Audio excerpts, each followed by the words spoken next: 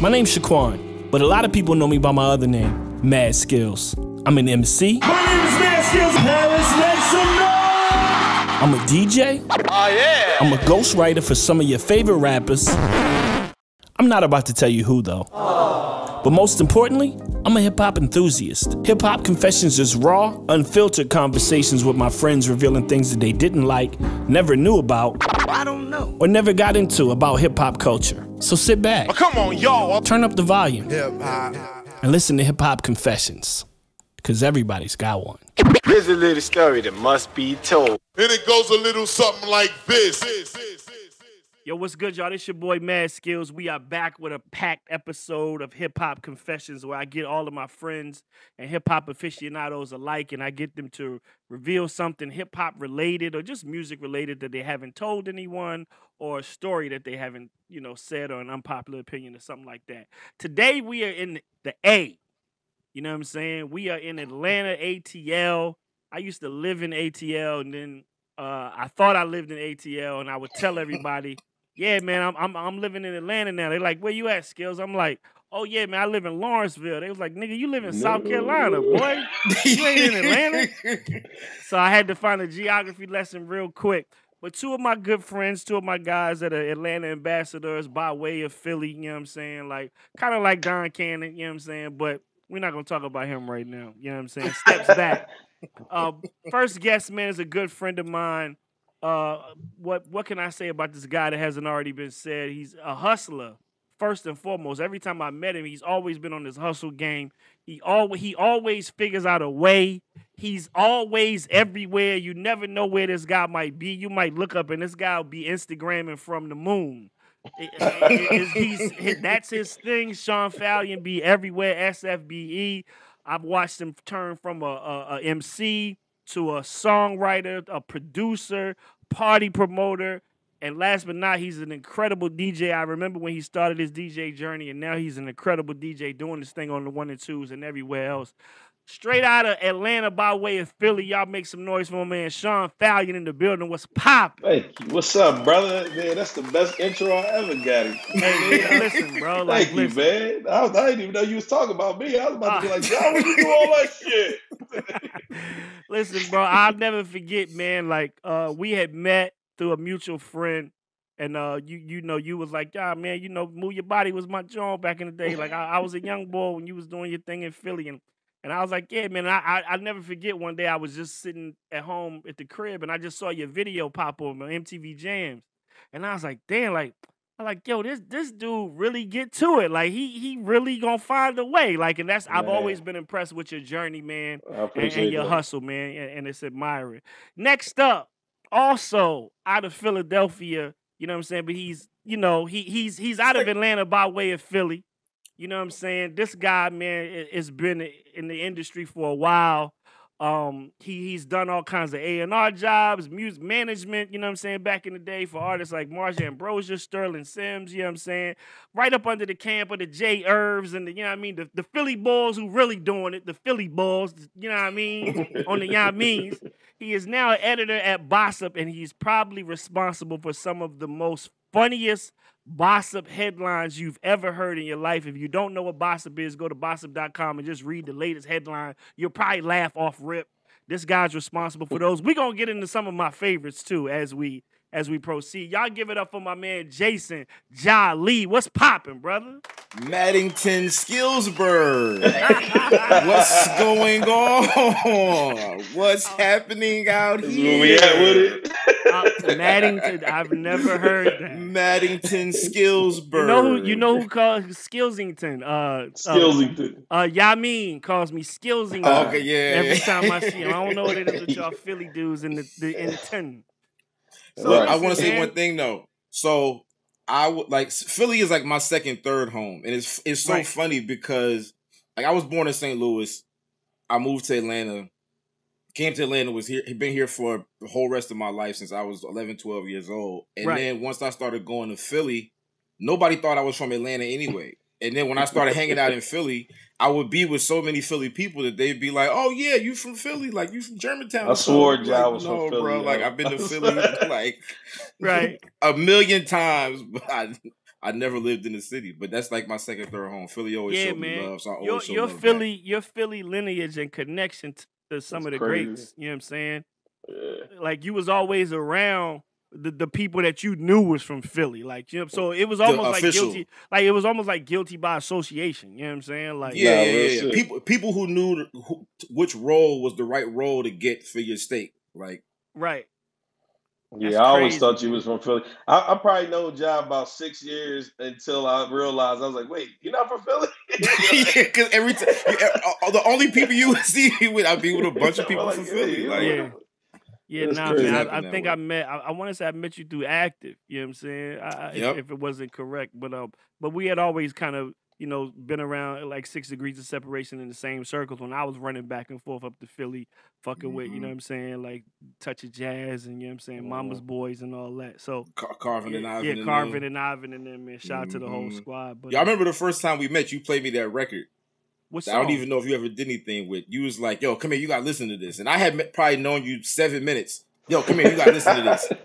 So, really? All right, cool. I'm gonna see here. Skillz want to play me a record. I want to listen to the record. And it was a record that I don't know if you said you did it or your homie did it together about the fast food and the McDonald's and the I was sitting, I was like, yo, Lonnie B, that was my homie. Lonnie B Shout had out a Lonnie song B, man. called Everyday Hustle. And he there was you go. rapping, Yes, Everyday Hustle. He was rapping about selling. It sounded like he was talking about hustling on the street selling drugs, but he was actually talking about working at McDonald's. Oh shit! And the way he flipped it was and so when you crazy. get to the end of the song, he says, I'm doing what I gotta do just to feed my daughter. So no longer do I have to say, welcome to McDonald's, may I take your order? And then people will always be like, yo, like run that back. It was almost like the Usual Suspect song where when you heard it the second time, and they had the beat.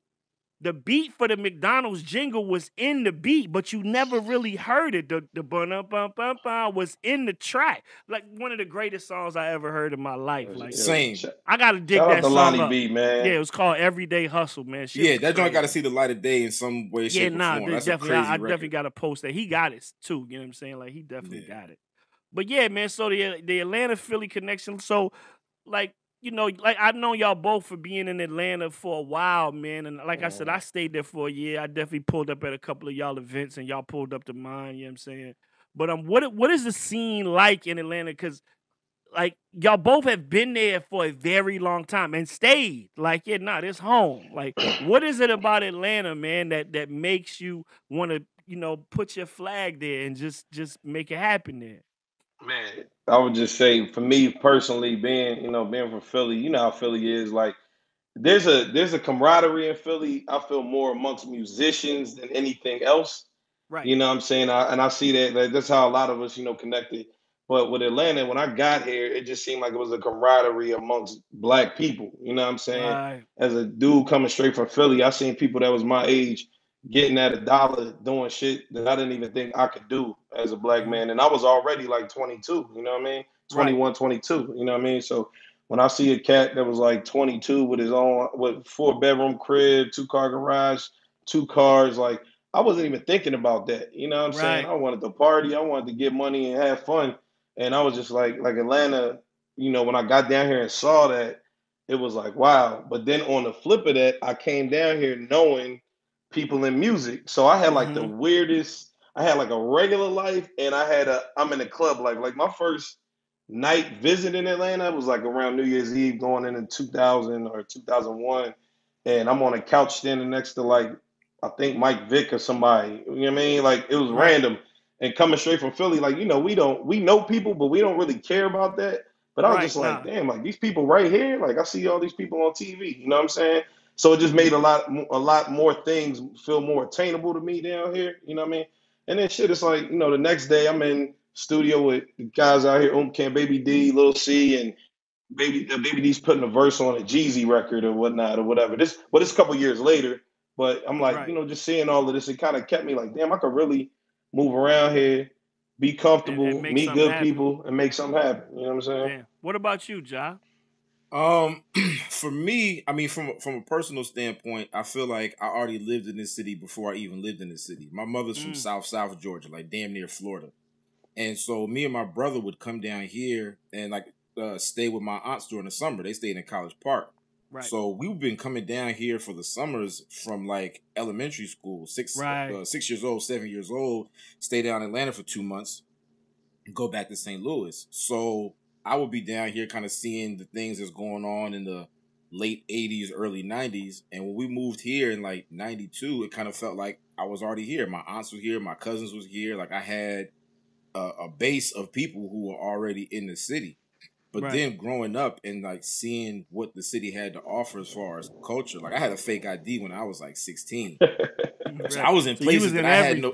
I was in places I had no business being. Right. But I got to see what was actually going on in the city creatively with artists and musicians and all of these things. And I just never got tired of that feeling. You know, Atlanta is like it's a major metropolitan city, but there's still elements of a town. Like back when 285 was 2 lanes. And like these was just, it was a town in the South kind of, and those things still exist even as much as the city has changed over the year. I still feel like, it's like Sean said, that camaraderie, the people, everybody is linked together. We just celebrated our homie Maurice Garland's birthday. Shout out MG. Shout out MG. And like everybody who was there was kind of like, we've all known each other for a really long time. Damn near more than a decade. Like like a super long time. So it's like, it just feels good to know that you're somewhere where, you know, the community is really intact. And the people who are here don't really want to go nowhere. Even if they go somewhere for business for whatever reason. They coming back to Atlanta. You want it's a hub for real, not just because of the airport. Like it's really a hub here. You know what I'm saying? My first time there, when I came to Jack the Rapper in '93. You know what I'm saying? Oh like, I remember, like I said, I was my first time there, and I just remember how black it was. Like that was the first time I saw you know, like I would see doctors' offices that I knew the doctor was black. Like from his van, you know, Leonard Johnson. His Johnson and Jenkins. Leonard Johnson, DDS. I'm like, there's black dentists down here. Like, and I'll never forget, you know, after being in that, you know, that conference, I met a young lady who walked me around the town. I had such a crush on her. And we ended up just walking around, because we didn't even have cars. We were just walking, and she was just walking me through the whole city, downtown Atlanta, and I'm just looking at all the buildings and shit. And I remember getting her number, and she was so cute. And I was like, damn, I got a hell of a crush on this girl. Like I might end up like trying to really come down here and talk to her. And that was Shanti Das. Hey, you know damn! Like, Shout out to Shanti. 1993. Shout out you know what I'm saying? Wow. Like that, you know. And she was telling me about this label and these artists, and I was like, LaFace, like, you know what I'm saying? Like, cause I'm a rapper, so I ain't even I'm not even in tune to that shit. But she was telling me about like, you know, all these things that was happening in the city, and she's definitely, you know, been a staple in that city. You know what I'm saying? For years, for many years to come. So shout out to Shanti Das, man. Like. She definitely literally gave me a walking tour as far as we could walk. We walk all over downtown Atlanta. She didn't walk you to Lawrenceville. I know that. Definitely not. she damn sure didn't walk you to Lawrenceville. By the way, Ville in Atlanta Latin, Ville means far as hell. So anything with Ville ain't that from where Migos from though? They from Gwinnett. Somebody said they so far up there, they just call it the North. They don't even call it like Gwinnett or really. They say we from Lawrenceville. North. Yo, the funny thing is, my homeboy used to coach Quavo. I lived in. He was my roommate when we lived in Gwinnett. Like, you know, that's funny, man. I used to be like, wait, that's the young boy that was on your team. You're like, yeah, because you ain't gonna never forget that name. Right. No. Quavo. All right, so Bossip. This is, you know, the show is called Hip Hop Confession. So we're gonna start with you, Sean Falyon. I need a confession, a story, or something music related, hip hop related that you have never told anyone. Sean Falyon, talk to me. Man, so it's funny because I'm from Philly, you know that. So okay. one of my homies, my good friends, and like this ain't going to let me put this out there. This is about Lil Uzi Vert. I'm gonna just put that out there. Now, Okay. Lil Uzi Vert, I met Uzi. Uzi, if you see, he know who I am, you know what I'm saying? But my friend was working with him, and he's actually like one of the cats that found Uzi. So this is a guy I grew up with, dope ass DJ, you know what I'm saying? So he calls me one day like, yo, man, I got this artist. Man, he from North, but he sound like you from down there, and you've been down there a minute. I need you to help me with him. I need you to do this and that. You know what I mean? So I'm like, I got you. I don't know what I can do because I'm still in the mix trying to do my artistry. But I was like sliding into trying to do management because I was finding so many different artists. So I was like, yeah, you know what I mean? I was like, cool. If I can help you, I got you, bro. You family. And then I so happened to go back to Philly, and I'm in a studio session with somebody that wanted a verse, and I run into him again. He's like, "No, you gotta hear him." But then he's like, he keeps saying, "Man, he from here, but he sound like he from Atlanta." And I was like, "Man, he sound like he from Atlanta, but he from Philly." Man, I ain't fucking with that shit, man. I was like, wow. Because like back then, I love Atlanta. You know what I mean? I love Atlanta. I love Atlanta people, but I'm really like big on. Like, if you from somewhere, and like when all of this became like before all of this got popular, where everybody sounded like they from Atlanta, I was like, no, I know real Atlanta cats that's from Atlanta and they nice. You know what I'm saying? Like, I know Philly cats that's from Philly and they nice and they can make songs. Like, why he gotta sound like he from down here if you're not from down here? And being an artist that was living in Atlanta and from Philly, I didn't sound like I was from Atlanta. You know what I'm saying? Right. It just made me like before I even got I didn't even know him. I knew my homeboy. He was like, yeah, and I was just like, man, I ain't fucking with that shit, man. Damn, so you passed on it subsequently. I was like, I ain't messing with that, bro. But it was still my homie though. So like, when he would eventually he started like he kept hitting me up and he was like, nah, man, I want you to hear stuff. So I would hear stuff and I'd be like, wait a minute.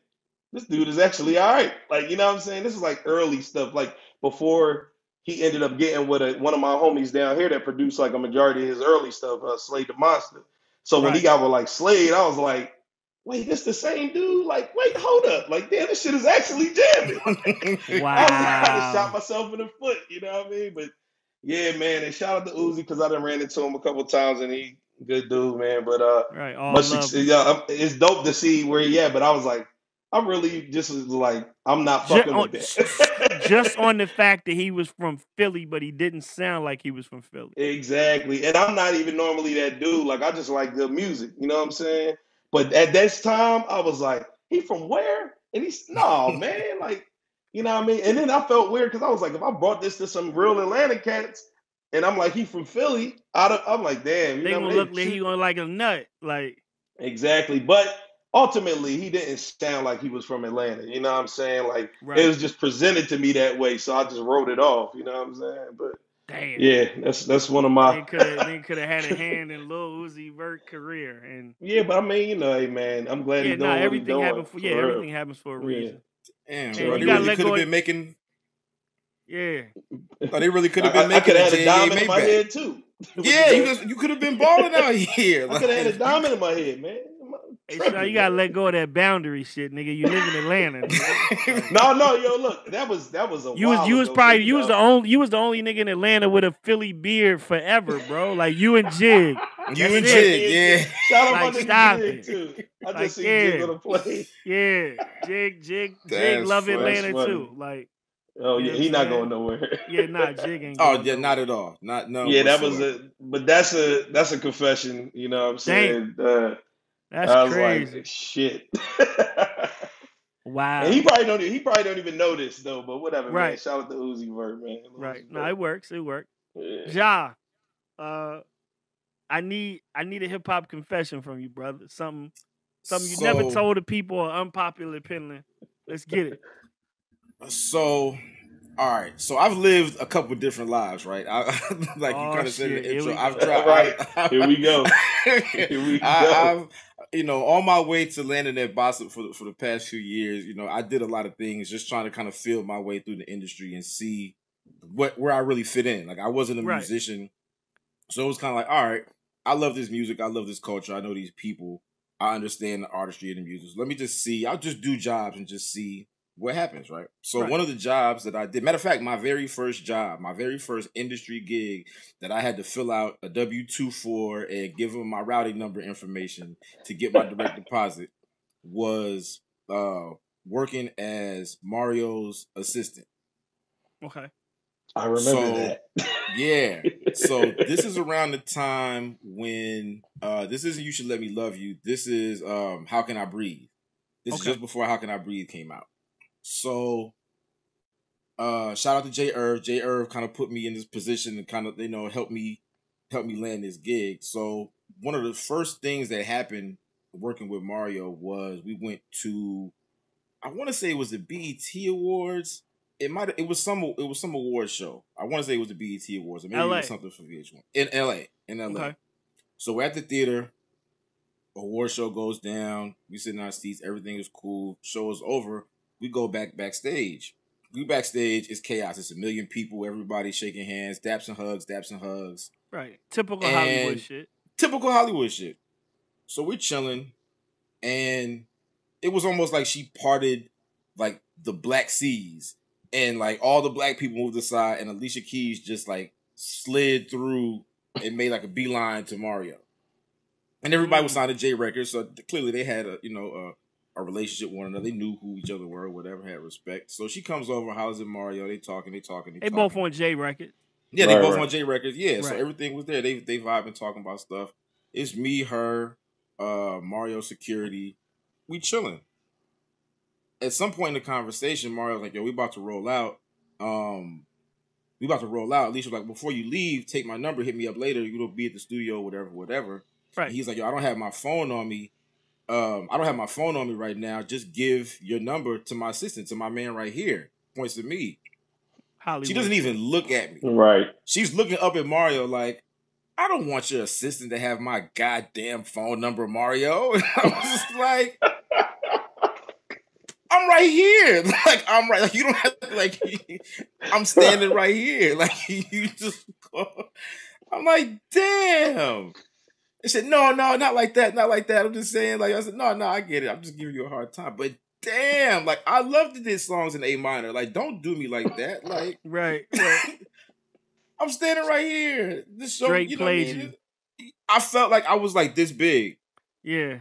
I was like, damn, I just got chumped off by A-list celebrity. I said, I guess I'm here now. I've arrived. Like, I got a job. I'm here now. Like, okay, I got a job. Like, I just got played. I just got played by Alicia Keys. You will get direct deposit? Yeah, like, this is all right. Like, I don't have to pay my cell phone bill, and beautiful women can just tell me to go to hell, and I just got to eat it. Like, that's what's up, man. Like, this is the life. This is how you supposed to live. Like, I guess this is what it really about. That's crazy, man. Like, and this, like, back then, like Mario, I remember J Records was big. Like, you know what I'm saying? One of my youngins, you know what I'm saying? He's a good friend of mine now, but he was like my young boy back in the day. Like, he wrote Mario's Braid My Hair and Just a Friend. Harold. Okay. Harold wrote those two joints. Right. You know what I'm saying? Oh, Harold Lilly. Yeah, Harold. Oh, damn, that's what's up. Yeah, so that's crazy to me that. And he wrote "You Don't Know My Name" for Alicia. So, you know what I'm saying? He was moving at J Records. Everything at J Records, he was touched. Fantasia, Mario, Alicia. You know what I'm saying? Like, if you won on American Idol, you was black at J Records early on. You was going to get a Harold. You was going through him. His pen game. He was killing them in that era. So, yeah, that's wild. That's an undefeated song too. You Don't Know My Name. That's still an undefeated song. Oh yeah, I dropped that in parties. Man, listen, dog. I seen somebody say the other day, like, they had put up a meme of her, you know, from a video, a still from the video. With her, I think I know what you about to say. With the waitress outfit. On. Yeah. Yo, I can't believe Alicia Keys saw a nigga order some fried fish and some hot chocolate, and the first thing she thought is, I want to get this nigga some pussy. Fried fish.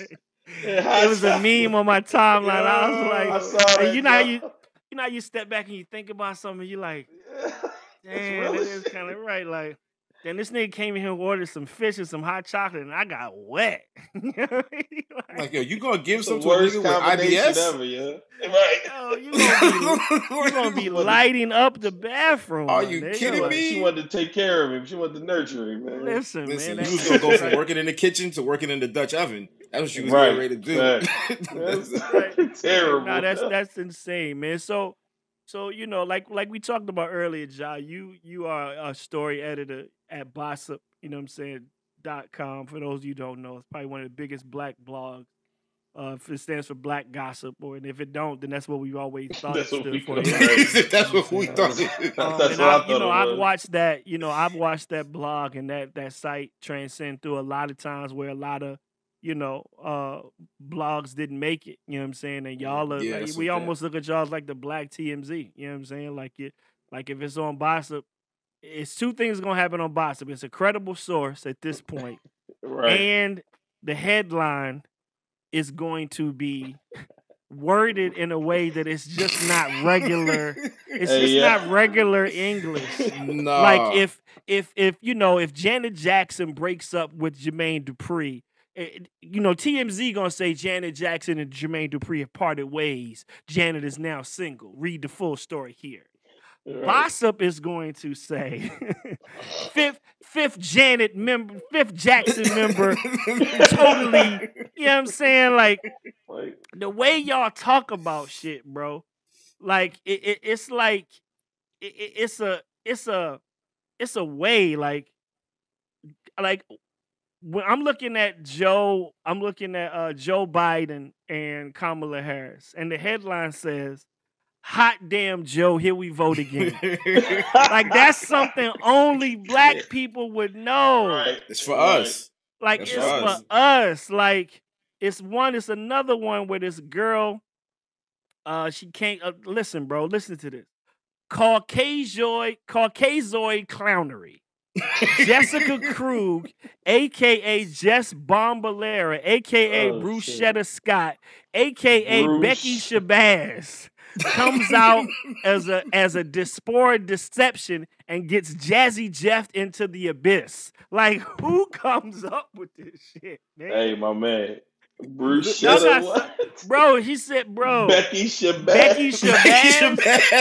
That was the one that killed him on Twitter. Hey, that thing had so many retweets. Y'all are black Twitter. You know what I'm saying? Like, y'all are black Twitter. That's everything black Twitter is. Bro, it's a picture of Tyler Perry, and the headline reads, "For lusty colored girls who would let Tyler Perry clap their cakes with his Heller hammer." Like, yo. Not the Heller hammer, though. Khloe Kardashian campaigning for a second term as mayor of Boo Boo the Foolville as she reunites with Tristan Thompson. Like, bro. Hey, man. Boo Boo the Foolville. And I'll never forget, bro. I was talking to you one day. I'll never forget. I was talking to you one day. We was on the phone, and I was like, I said, and I use this phrase to this day in my life. We was on the phone. I said, Ja, like, yo, how you handle that shit, bro? And you was like, sometimes people know it's me. Sometimes they don't know it's me. You know what I'm saying? Like, listen, Skillz, I'll never forget. I would just text you randomly on like a Tuesday. I'm like, yo, boy, what you up to? You like, man, just over here peddling this smut, man. Like, just doing what I do. You know what I'm saying? And so I called you one day. I said, Ja, like, yo, like, how does that shit go, man? Like, you know what I'm saying? And you said, listen, Skillz, and I still use this quote in my day-to-day life. I'll never forget it. You said, hey, man, some days, Skillz, some days you the windshield, some days you the bug, bro. It all depends, like, you know what I mean? And I was like, damn, that's an ill-ass analogy. Like, that's real. Some days it's going to happen to you, and some days you're going to make it happen to somebody else. And you was like, yo, it's just headlines, bro. Like tomorrow it's going to be a whole new one. I ain't tripping off these motherfuckers that, not at all. Say shit. But, like, I remember you said something about you and Floyd had some words on a red carpet about a Bossip headline. Like, shit. So this was the BET Hip Hop Awards, probably in Atlanta. I'm sure they all been in Atlanta. Yeah, in Atlanta. And this must have been I want to say 2013, maybe 2014, something like that. And at this point, he came a little bit later in the red carpet. So, you know, red carpet start off when it first opens up, there's nobody there. And then once people start arriving, it's a million people everywhere. So he got there toward the end, and usually the process for people that don't know how it works on the other side of the carpet, if you're a reporter or you work for an outlet, you're basically waiting behind the rope, and publicists are preempting their clients. You know, their client is 2 people down, 3 people down. The publicist comes to you, hey, you know, I'm with such and such and such and such. Do you want to speak to him? So when Floyd came, his publicist came up to me, he's like, yo, you want to talk to Floyd? Yeah, I talked to Floyd. So and she got to tell Floyd who he's speaking to. Right. Yeah, right. What It won't company? be a secret. Plus, I was holding the microphone. We had the flag on the microphone. Got the logo on so the microphone. Right. Yeah, so it was. You knew exactly what it was. But I didn't have as a person, I'm not Mr. Gotcha. Like, we can talk about something funny and have a funny conversation, but like, I'm really not. I don't care about your business. Short of me writing a headline about it, or you putting it. You know, nowadays everybody put all their business on social media, so I don't have to like expose you. You expose whatever it is. Yeah. So whatever. So I'm chopping it up with the publicist while Floyd is talking to other people, and so we're having a good conversation. Everything is cool, and then Floyd walks right up to us, looks at me, looks at the flag, and was like, "Oh yeah, nah," and keeps stepping. So the publicist is like, what's going on? Whoop, whoop, whoop. So Floyd goes to talk to someone else, stops his conversation, and comes back like, no, we don't talk to them. We don't talk to them. They only say mean things. They only say negative things about the community. Whoop, whoop, whoop. I said, Floyd, who was the community? Who was the community? Who was the community, Floyd? No. See, you all don't support Floyd Mayweather. I know you all don't support Floyd Mayweather because these things. I said, Floyd, these are things you were accused of. Like, you can't be mad at somebody for saying what you were accused of. Like, right. None of us have any facts about what you did with certain women. Nobody said you did it.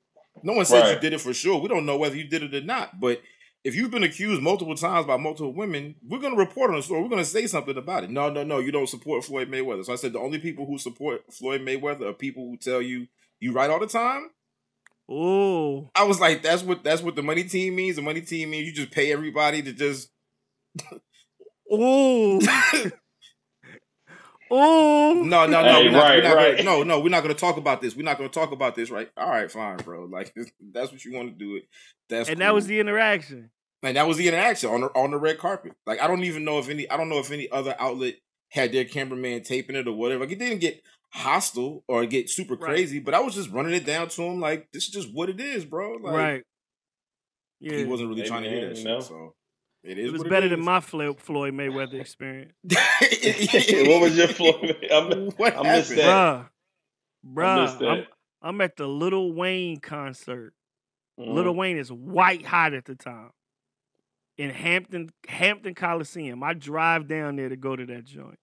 Lil Wayne is on fire. Like, this the year that he made 389,000 songs, verses. Wayne was killing them. Sold out the Coliseum. All kind of buses, cash money everywhere, Young Money, all of this shit. I go down there, and I'm in catering, talking to, a couple of the homies and shit. And it's these four big security guards that I used to know them. Two of them used to work for Missy. Huge dudes. They all from 757. They called the Four Horsemen. They had a whole security team. I think they might have been brothers and cousins, but they all big niggas. I done seen them with 50. With they was working for Violator for a while. They was with Buster. You know what I'm saying? Missy. I know him from working with Missy. I see him. I leave catering. I see the two of the Four Horsemen walking with Floyd towards me. So I'm like, damn, Floyd Mayweather came to Virginia. That's crazy. Like, damn, Wayne got niggas flying in. This shit crazy. As I'm walking towards him. I see the security guard recognize me. What up, Skillz? I'm like, oh shit, what's up, bro? I said, what's up, champ? You know what I'm saying? Just speaking. What's up, champ? The nigga looked at me. His head went up like, oh, I know this dude's face, but I might not know his name or whatever. Like, so he goes, oh, what up, man? I said, what's up, champ? He said, I heard your song. I said, which one? He said, the one about me, nigga. And I just stopped. I'm like, yo, what? Oh shit! This was the year that he had did something in the WWF or the wrestling or something, and I said something about it in the wrap up, like Floyd in the ring, Floyd in the ring looking corny or something. Something I said it was a suit. It was that year that he had did that WWE wrestling thing. Yeah, and he's standing there looking at me with his hands up, and the nigga said, "The one about me, nigga." And the security guard looking at me like, what we going to do? And I'm sitting here going, if Floyd Mayweather snuffed me right now in my hometown, I'm done. In the hallway. Like, I don't know bro, it might have been the longest 3 seconds of my life because I'm like, he didn't look like he was playing. The nigga dead serious. And I'm like, oh. And he was like, I'm just fucking with you, nigga. What's up, boy? And I was like, oh, my God. Oh, shit. Hey, yo, man. I was about to, for a second, I was like, if Floyd hit me in my mouth, I'm done. But imagine the champion of the world being like, yo, I heard your song. And I'm a rapper. I make plenty of songs. Like, what one? Which one, champ? The one about me, nigga. Oh yeah, you wasn't even you wasn't prepared for that, bro. I was like, you know how you look?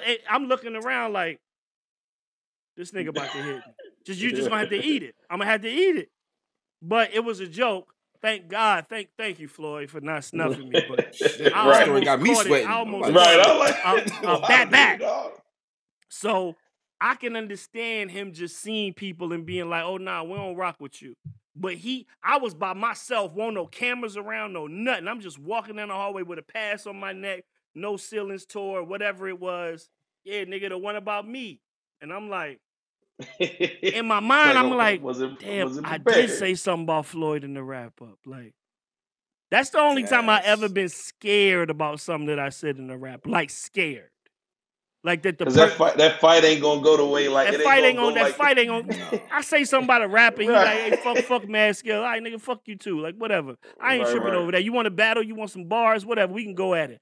I don't want to throw hands with the champ. Exactly. Like that's not what I'm here for. All I'm gonna do is pat. I'm just gonna pat. Before you put your hands in your pockets. Listen. So the fact that he was upset about a Bossip headline. I get it. I mean, because y'all are pretty bad, man. I'm reading one right now that says Bang Bros.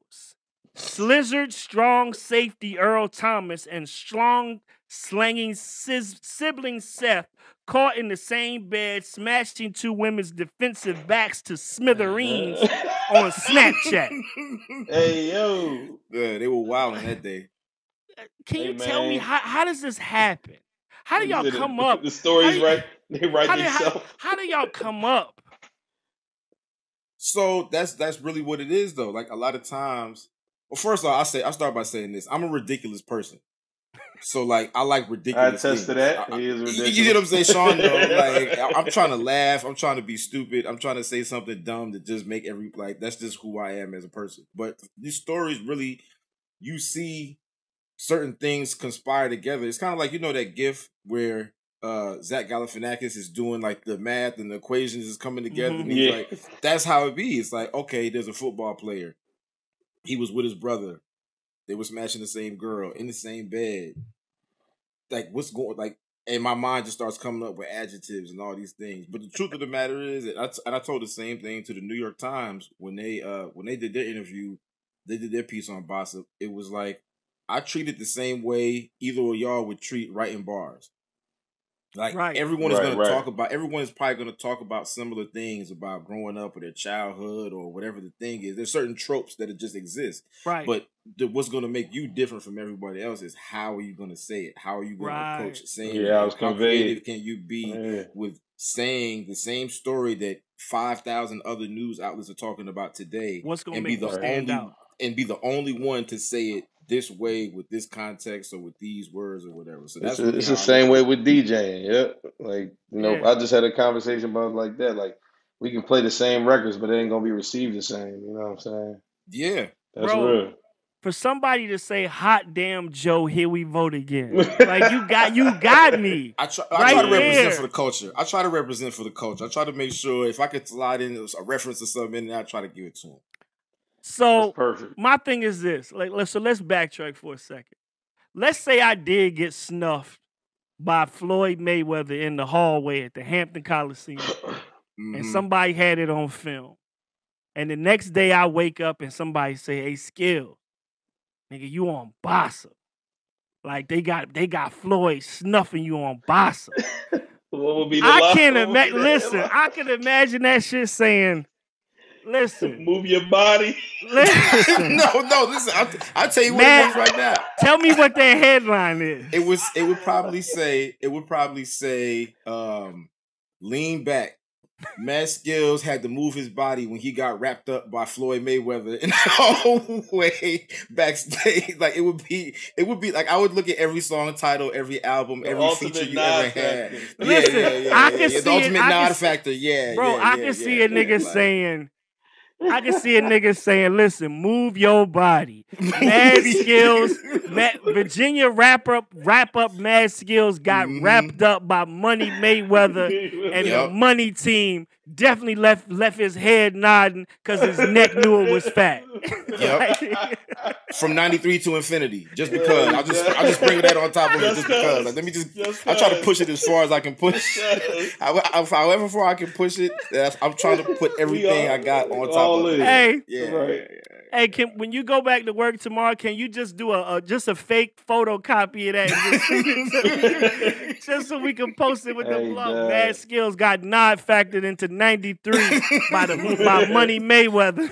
Yeah. And listen, got knocked out at a Lil Wayne concert and saw no ceilings. It saw no ceilings. Floyd Mayweather licked them like a lollipop. Like all of those things, it would be crazy. All of them components don't go together. Like niggas be like, "Well, why was he at a Lil Wayne concert?" Right? What's going on here? Yeah. And so that's where you got to leave some. Like I have to give you enough to make you want to be like, "Oh, that's funny." But what happened? Let me click on the story. I still need you to click on the whole story. Yes, I need to say something that's gonna make you be like, "Let me just read what happened," because this is the way they describe that is crazy. I need to find out exactly. I need Bossip headlines for everything fucked up that happened in my life. I need Bossip headlines for the Reverend Run hat story. I need all that shit. Yo, you know the funny part about it is, like, I've been working at Bossip now a decade, and the most requested thing we get on Bossip on a daily basis whenever something crazy happens is, I want Bossip to write my eulogy. I want Bossip to write on my headstone. I want Bossip to like write my obituary in the paper when I die. Like people say that all the time. It makes sense. Like, I can see it. Definitely makes sense. Listen, bro, like somebody sitting down reading that while you laying there in the casket, like I just can't imagine. Like, and I can see the end of that shit saying like, "Oh, and if you here and you a hater, guess what? It ain't me in that box, bitch." Like, I'm gonna haunt your ass forever. Forever. I be at that funeral cracking the fuck up. Like, listen, man, listen. You are truly coming from a rapper who, you know, has written many a punchline, you know, me and Sean, you know what I'm saying? You are truly a wizard of words, bro. Definitely. I appreciate that, Black it's man. It's greatly appreciated, man. It's that shit is hilarious. Too funny, man. So listen, man, I want to thank y'all for pulling up, man, representing for the A today, man. You know, two of my best guys, man. I appreciate y'all pulling up the Hip Hop Confessions. You already know. All good, man. Appreciate the opportunity. Before we roll, Sean Falyon, tell them where they could get you at, brother. Man, you can find me on IG at Sean Falyon, SeanFalyon. SeanFalyon.com. I'm on Twitter at Sean Falyon. And if you're in Atlanta, anything I got going on, you need to be there. So that's a fact. Does some of the best that joints, is a fact. Some of the best events in Atlanta. Ja, tell them where they could get you at, brother. You can find me on Twitter at Hip Hop Obama. You can find me on Instagram, Mr. Hip Hop Obama. You know, I'll be in these digital streets a little bit. If you're in Atlanta, you probably will see me outside somewhere. You know, it's summertime now. We Backseat Boys. Y'all ain't never closed. Get the fuck out of here. Backseat Boys. Y'all won't ever close. The Backseat Boys is outside right now. You know, the sun is shining. We got Daisy Dukes. We got sundresses. It's a beautiful time to be alive. Bro, y'all had sundresses last June, bro. Atlanta ain't never shut down. Get out of here. I didn't know. Get out of here. I was in the house, man. I was being a responsible adult for the most part. I bet y'all was, man. But listen, man, this is Skillz, man. I appreciate y'all brothers pulling up. Thank you so much, man. Thank you, my G. You already know what it is. Then this has been Hip Hop Confessions, because everybody got one. Peace. Here's a little story that must be told. And it goes a little something like this.